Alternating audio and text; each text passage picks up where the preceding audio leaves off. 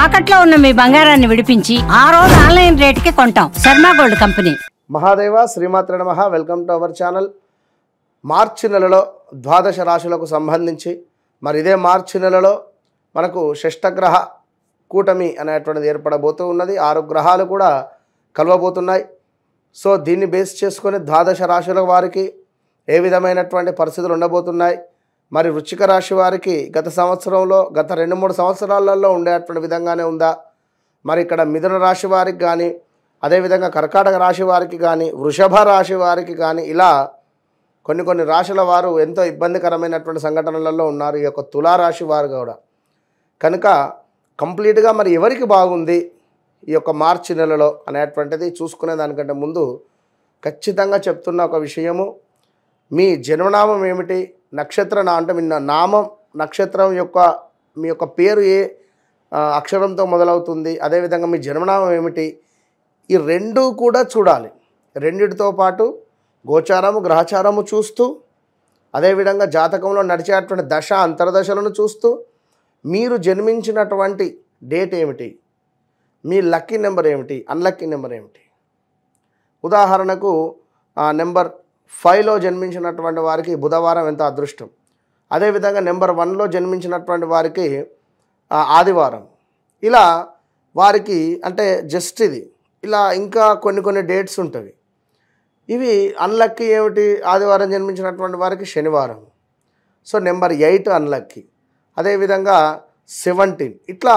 అంటే ఈ రెండు సంఖ్యాశాస్త్రము ఆస్ట్రాలజీ రెండింటి పరంగా చూసుకొని జాతకము ముందుకు వెళ్ళడం వల్ల ఖచ్చితంగా జరుగుతుంది, జరిగేది, మనకు జరగబోయేది 100కు 200% మనం అక్యురేట్గా కూడా చెప్పవచ్చును. నెంబర్ ఆఫ్ ఛానల్స్లో కూడా మనము చాలా అద్భుతమైనటువంటి వీడియోస్ అందించినటువంటి వారము. నేను మీ మురళీధర్ శర్మ. తప్పకుండా మరి ఈ ద్వాదశ రాశుల వారికి సంబంధించి మరి ఈ యొక్క మార్చి నెలలో ఏ విధంగా ఉండబోతుంది అనేటువంటిది ఇందులో క్లుప్తంగా తెలుసుకుందాం. కన్యా రాశికి సంబంధించి మరి ఈ యొక్క మార్చి నెలలో ఏ విధంగా ఉండబోతుంది అంటే, కొంత ఇబ్బందికరమైనటువంటి సంఘటనలు ఎదుర్కొనే పరిస్థితి ఉంది. సో జాగ్రత్త. ముందుగా ఇబ్బందికరమైనటువంటి సంఘటనలు ఏమిటయ్యా అంటే, జాబ్ రిలేటెడ్ కానీ, భార్యాభర్తలకు కానీ, లేదా పనిచేసే చోట కొంత వ్యక్తిగత విభేదాలు రావడం కానీ, అదేవిధంగా వ్యాపార భాగస్వాముల వల్ల మనకు నష్టము వచ్చేటువంటి పరిస్థితి కానీ, అదేవిధంగా దేశాంతర యానము కానీ, విపరీతమైనటువంటి భయాందోళన, ఏదో ఒక తెలియని భయాందోళన, ఒక వ్యాధి పీడ, కొంత భార్యాభర్తలలో గొడవలు డైవర్స్ దాకా వెళ్ళేటువంటి పరిస్థితి ఉంటుంది. ఒకవేళ వారి లగ్నాలు కానీ, వారికి ద్వితీయ భావంలో సూర్యుడు కానీ, శనైశ్చరుడు కానీ, కుజుడు కానీ ఉన్నట్టయితే, సప్తమ భావంలో సూర్యుడు కుజుడు కలిసి ఉన్న కొంత ఇబ్బందికరమైనటువంటి సంఘటనలు ఉంటవి, ఖచ్చితంగా జరుగుతవి. ఇక అదేవిధంగా కొంత దుఃఖంతో ఈ యొక్క నెల ప్రారంభం కాబోతూ ఉన్నది. అదేవిధంగా తలచిన పనులు కుంటుబడుట, లాభించే చోటనే మనకు నష్టము వాటిల్లేటువంటి పరిస్థితి ఉంది. కన్యా రాశి వారికి అప్పటికే గత 1-2 ఇయర్స్ నుండి కూడా ఏదో ఒక రకమైనటువంటి టెన్షన్స్, ఏదో ఒక రకమైనటువంటి ఇబ్బందులలోనే ఉన్నారు. బట్ చాలా జాగ్రత్తగా ఉండండి. అదేవిధంగా భయవృద్ధి, కొంత స్కిన్ ఇష్యూస్, స్త్రీ మూలక కలహాలు, వృధా కోపము. మీ కోపము అంటే ఎక్కువగా కోపించుకోకండి, ఆ కోపం కూడా వృధా కోపంగానే మారబోయే పరిస్థితి ఉంది. అధికంగా కూడా డబ్బులు ఖర్చు అయ్యేటువంటి పరిస్థితి ఉంది. దీంతోపాటు కొంత వృత్తి రిలేటెడ్ ఇష్యూస్, కార్య విఘ్నత, గాలి తిరుగుళ్ళు ఎక్కువ ఉండేటువంటి పరిస్థితి ఉంది. ధనధాన్య ప్రాప్తి అయితే కనబడుతుంది ఇక్కడ ఏదో రకంగా.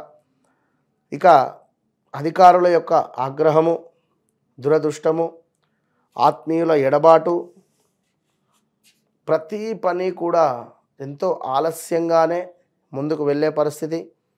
ఏదో ఒక ఆందోళనకరమైనటువంటి సంఘటనలు ఎదుర్కొనేటువంటి పరిస్థితి కన్యా రాశి వారికి, ఊహించని అవరోధాలు కానీ, ఇంటా బయట కొన్ని సమస్యలు అయితే పొంచి ఉన్నవి, అభిప్రాయ భేదాలు కనబడుతూ ఉన్నవి.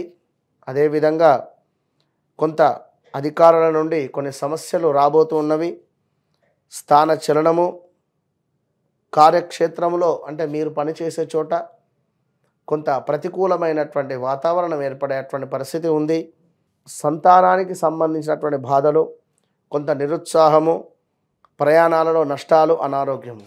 చూడండి, కన్యా రాశి వారికి గత 2-2.5 సంవత్సరాల నుండి చదువుకునే పిల్లలకు కానీ, కొంత వయసు రీత్యా ఉండేటువంటి వారికి చాలా బాగుంది. ఎవరైతే ఏజ్డ్ అంటే ఆఫ్టర్ 35-40లో ఉన్నారో వారికి కొన్ని సమస్యలు అయితే ఎదురయ్యాయి, చాలా తీవ్రమైనటువంటి సమస్యలు. సో ఇక్కడ కన్యా రాశి వారు ఎవరైతే ఉన్నారో గత 2000 సుమారుగా కూడా మనకు 2008, 9, 7, 8, 9 ఈ సమయంలో ఎలాంటి సిచ్యువేషన్స్ ఎదుర్కొన్నారో ఒక సంవత్సరం అటు ఇటుగా మరలా ఇప్పుడు కొంత ఇబ్బందికరమైనటువంటి సంఘటనలు ఎదుర్కొనేటువంటి పరిస్థితి అయితే ఉంది.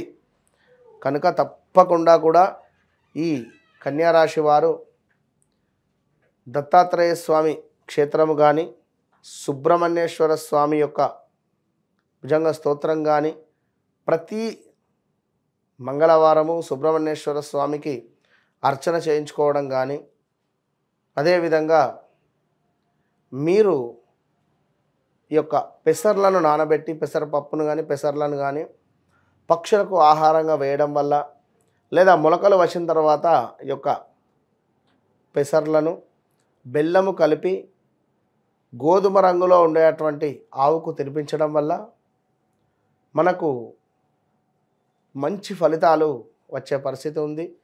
దీంతో పాటుగా మనం భోజనం చేసేటువంటి సమయంలో ఒక ముద్దను కలిపి పక్కన పెట్టి దాన్ని ప్రోక్షణ చేసి చక్కగా కూడా నమస్కరించుకొని మీరు భుజించేటువంటి ప్రయత్నం చేయండి. ప్రతిదీ కూడా కొంత ఏదైనా పనిని పోస్ట్పోన్ చేయకండి, పనిని పోస్ట్పోన్ చేయకుండా ఉండండి. ఎందుకంటే ఈ పని అరగంట ఆగి చేద్దాం, లేదా ఆ పని తర్వాత చేద్దాం, ఇది పోస్ట్పోన్ చేయడం వల్ల కొంత ఇబ్బందికరమైనటువంటి పరిస్థితులు ఉంటాయి. పోస్ట్పోన్ అనేటువంటిది చేయకండి, తప్పకుండా బాగుంటుంది. All the best.